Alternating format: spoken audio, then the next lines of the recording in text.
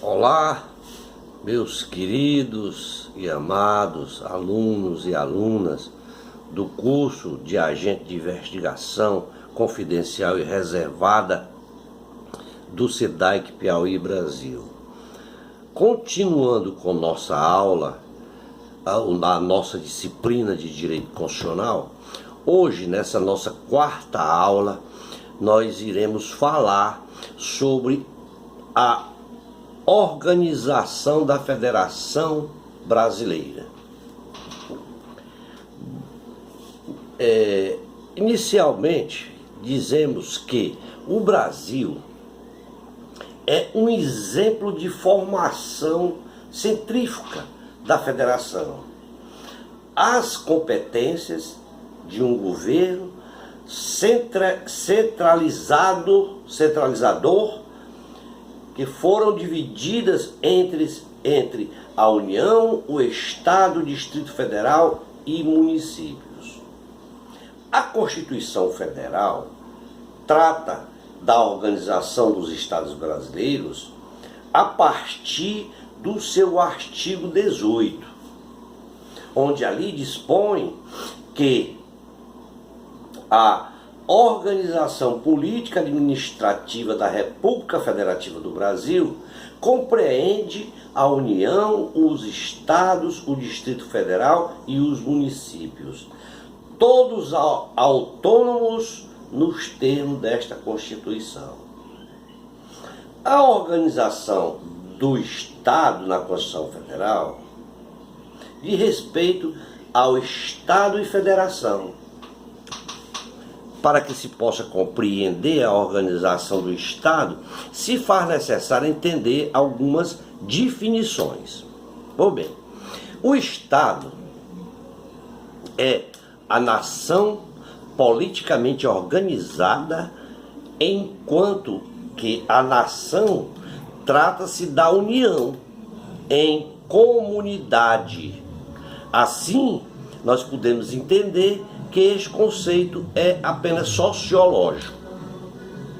Dito isso, esse conceito sociológico, temos como elementos constitutivos do Estado os seguintes: território, que é os limites do poder dos estados, sua dimensão física, que é o povo, os nacionais daquele estado, o governo soberano, que é a autoridade, o poder, que não se sujeita a qualquer outra unidade, ou seja, ele é um poder uno, indivisível, inalienável e imprescritível. E também a dimensão política, como sendo o governo soberano e sendo a titularidade desse poder o povo. Nós tratamos disso na aula anterior, que o poder emana do povo. Bom, este modo de ser do Estado tem como características o desatrelamento recíproco dos entes políticos participantes, de modo a que sejam a um só tempo a diversidade e a unidade, através da maturação experimentada pelo Estado Federal e sua eficácia. Ao se conjugar essa maturação experimentada pelo Estado Federal e sua eficiência, ao se conjugar em seus partícipes, a autonomia e a multidependência, certo? Ou seja, ele se conjuga com eficácia aos seus partícipes e também a autonomia mútua de dependência. Esse binômio será fundamental para o melhor discernimento do regime constitucional adotado pela Constituição Federal, no que diz respeito, no tocante às matérias postas ao legislador nacional, em sede das chamadas normas gerais do direito, inclusive o tributário. De fato, conhece-se em doutrinas suas grandes formas assumidas pelos estados, em que se tem denominado de estados de federação dualistas ou clássicas e estado de federação cooperativa. No primeiro caso, as clássicas, é o do federalismo, no qual existe uma rígida repartição de competência do tipo horizontal. Vale dizer, então, que cada ente federativo recebe da Constituição um rol exaustivo de competências, onde ali se encontra as chamadas competências residuais, remanescentes e remanescentes. Como nós temos como exemplo as contidas nas disciplinas extraídos dos artigos 24, 146 e 155, parágrafo 2º, inciso 12, da Constituição Federal de 88. Deste modo, deve-se entender que a União Federal ela é otorgada poderes de emissão de normas gerais em determinadas matérias, fortalecendo aí a autonomia dos entes federados.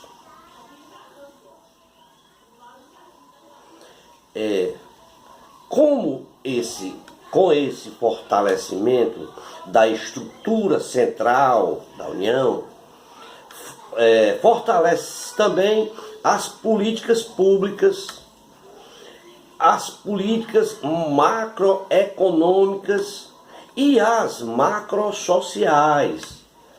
Haja vista que, além das competências próprias, dispõe também a União da chamada competência concorrente, por meio da qual dita normas gerais sobre assuntos previamente delimitados. Esta autonomia dos entes federados, ele repousa exatamente sobre o conceito de autonomia, pois é que em nome da unidade do Estado que se outorga-se em nível interno e a especial prerrogativa de que os entes políticos venham a determinar suas ações sempre seguindo os limites constitucionalmente expostos. Tais características relativas à autonomia dos entes políticos transparece nitidamente em vários pontos da Constituição Federal de 88. Especialmente nós podemos observar nos termos do artigo 1º e 18, cuja redação se dá da seguinte forma: artigo 1º.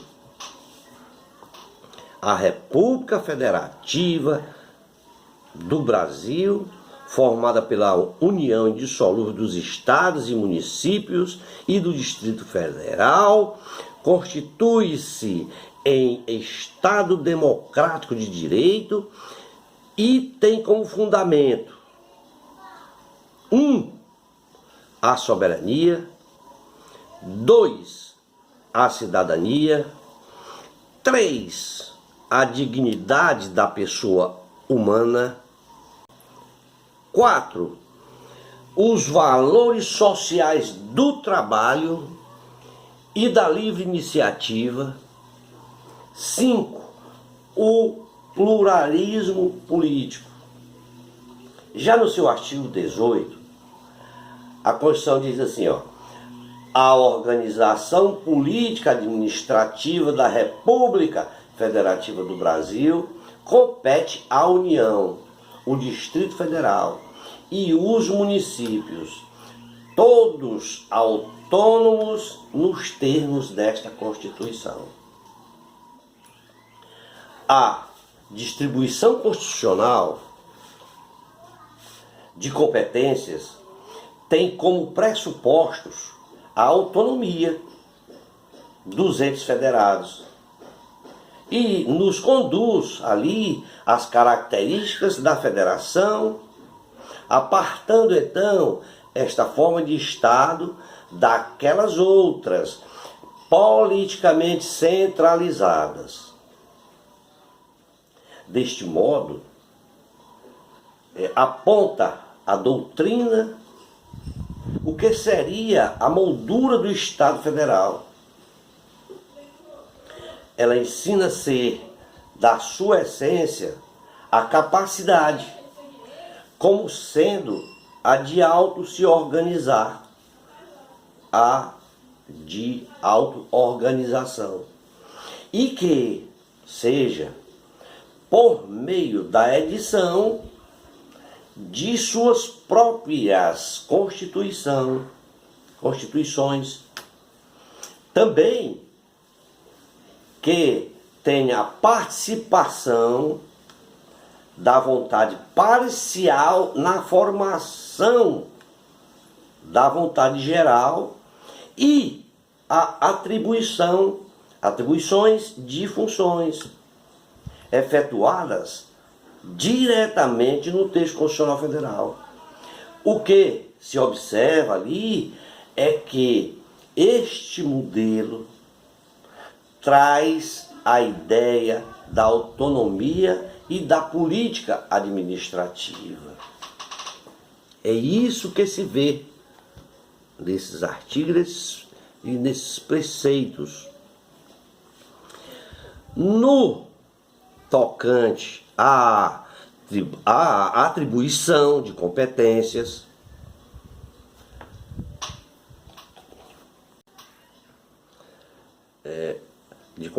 cuida-se ali de poderes inerentes aos atos de legislar e de administrar, no que tem sido denominado de competência legislativa e material. Essas atribuições, de modo que ele é de modo resumido, que diz que a administração pública tem que obedecer o princípio da legalidade, como já falamos anteriormente em outras aulas. Na segunda aula, se eu não me engano. Não podendo deixar de atender tal princípio no desempenhar das suas atividades, do seu mistério.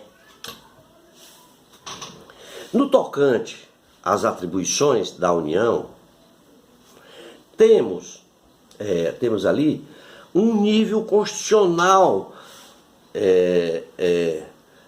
no qual consta no artigo 21 da Constituição Federal.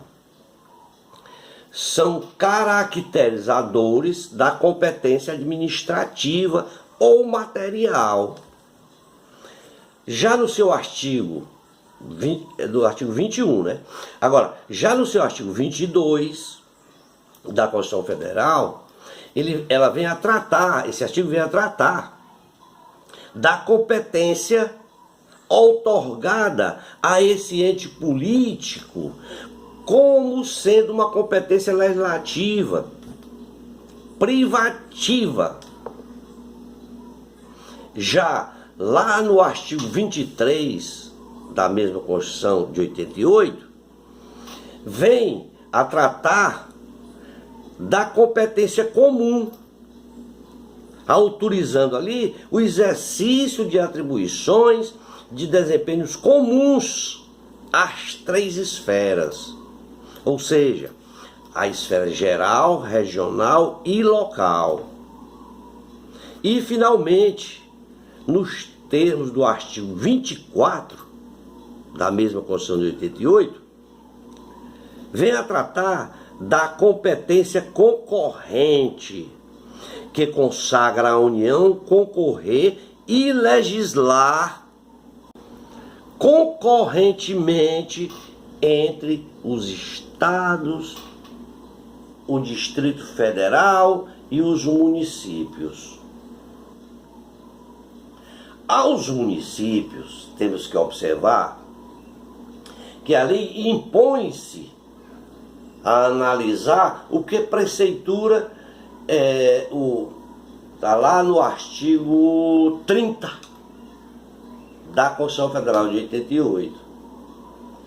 Especialmente ali no seu inciso 2º, que vem a afirmar ser de sua alçada a suplementação da legislação federal e estadual no que couber. E já no seu inciso 1º do mesmo artigo 30, segundo o qual este artigo ele vem a demonstrar que a competência do município legislar, que existe a competência do município legislar sobre assuntos locais, apenas sobre assuntos locais. No tocante aos estados e ao Distrito Federal, essa outorga cuida ali nos termos do artigo 25 e seus incisos. Também temos aí as chamadas normas gerais, que traduz a competência concorrente da União, dos estados e Distrito Federal. Essas normas, elas estão contidas e previstas no artigo 24 da Constituição Federal, onde ali lhe é conferido a essa competência, confere a essa competência, ela é para criar leis complementares nos termos do artigo 146 e o artigo 155, parágrafo 2º, inciso 12 da Constituição Federal de 88.